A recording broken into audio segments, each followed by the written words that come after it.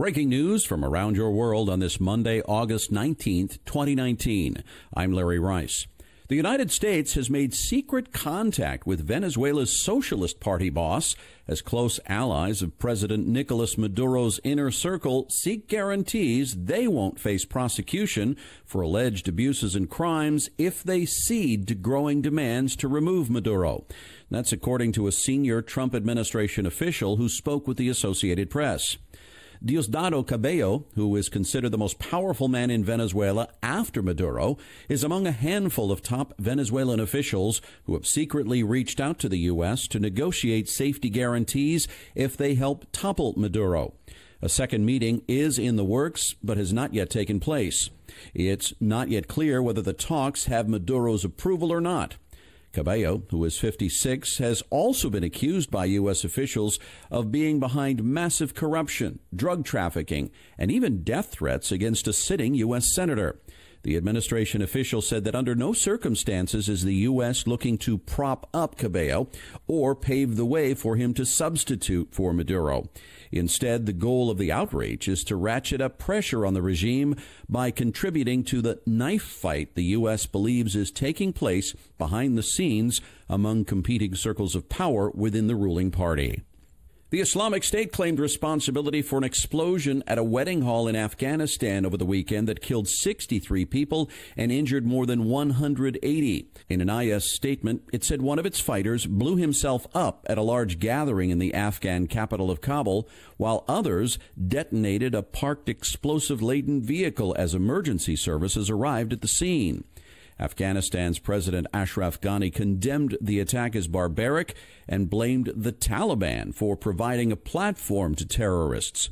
The Taliban denied any involvement in the attack, also condemning it.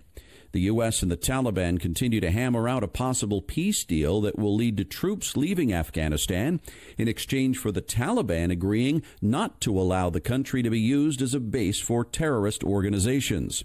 President Donald Trump said the U.S. is having very good discussions with both the Afghan government and the Taliban on a peace plan to end America's longest-running war.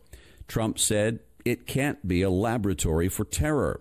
The deal would include a U.S. Taliban ceasefire, but so far, no such truce between the Taliban and the Afghan military. Organizers claim that at least 1.7 million protesters turned out for a rally Sunday afternoon in Hong Kong in a massive show of force against unpopular government leaders and a police force they accuse of brutality.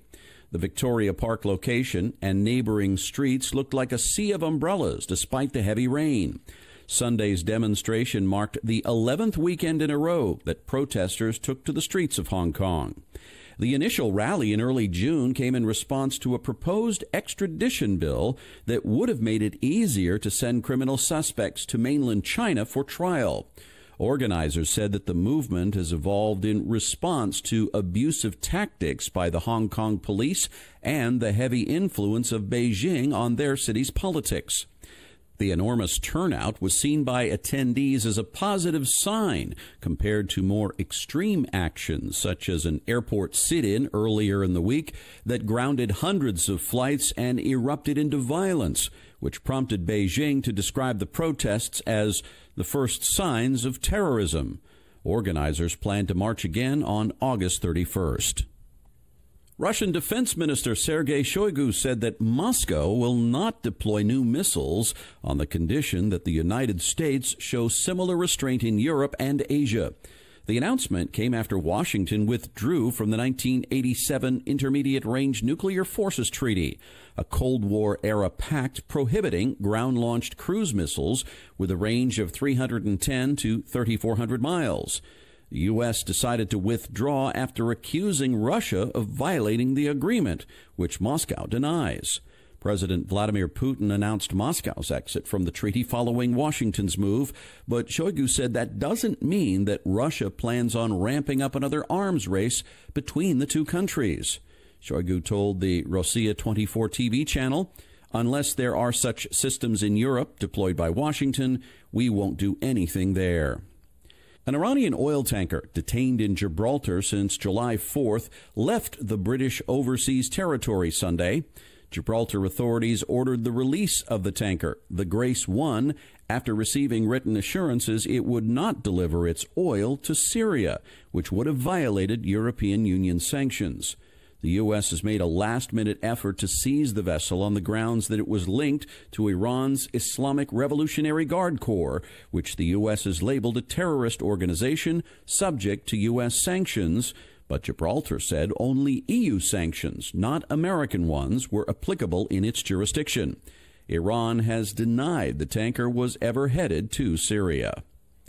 A leaked dossier compiled by the United Kingdom's Cabinet Office predicted that the UK will hit a 3-month meltdown at its ports, a hard Irish border, and shortages of food and medicine if it leaves the European Union without a deal on October 31st.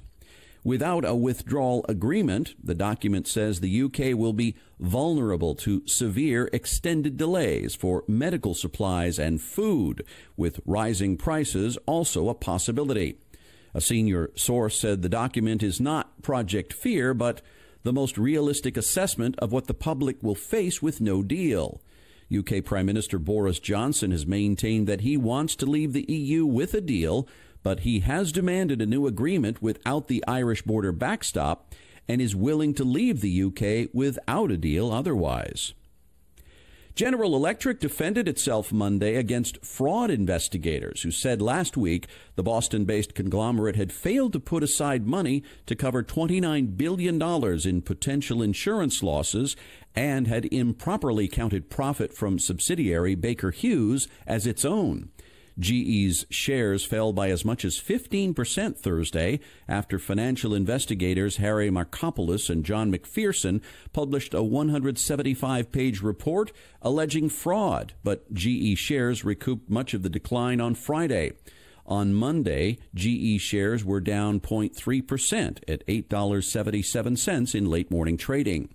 Steve Whittaker, head of investor relations at GE, said in an email, "Our future liabilities on long-term care insurance depend on variables that will play out over decades, not years, and are dictated by rigorous testing processes, sound actuarial analysis, and the application of regulatory and accounting rules."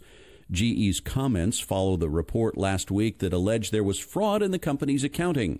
GE has disclosed that its accounting is being investigated by the U.S. Securities and Exchange Commission and the Department of Justice.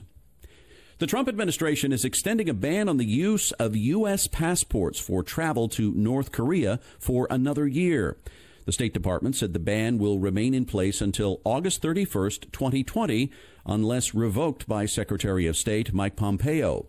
The ban was imposed in September 2017 by then Secretary of State Rex Tillerson and renewed in 2018. Tillerson took the unusual measure following the death of an American student, Otto Warmbier, who had been detained in North Korea. The State Department says it determined there continues to be serious risk to United States nationals of arrest and long-term detention for Americans traveling to North Korea, according to the notice that will be published in the Federal Register this week. The ban allows certain categories of American citizens, such as aid workers or journalists, to obtain a special validation passport good for one trip to North Korea. The move comes amid stalled diplomatic efforts to restart nuclear talks between North Korea and the United States. Counterfeit alcohol laced with methanol has killed 25 people in Costa Rica.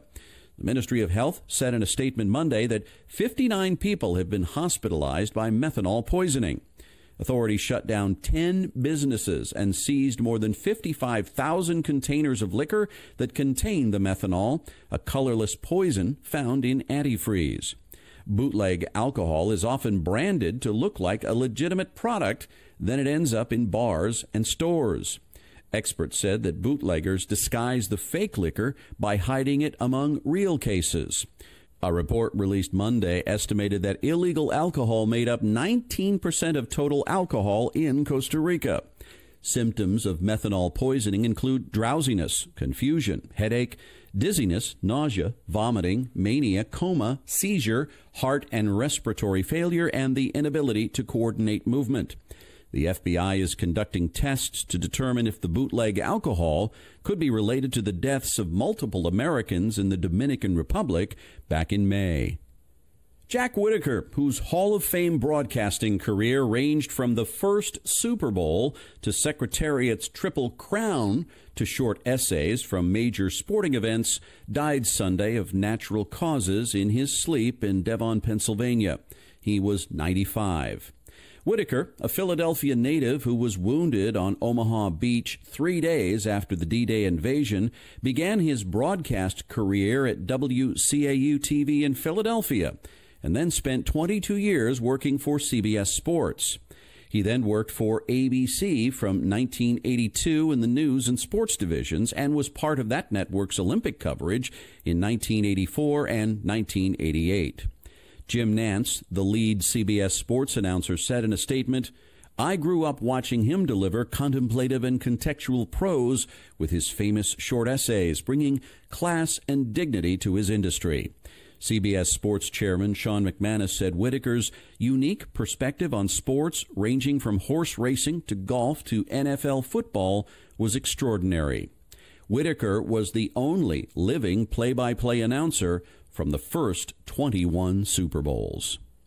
And that's your update for this Monday, August 19th, 2019. I'm Larry Rice. Thanks so much for supporting this podcast and for listening, and I hope you have a wonderful day.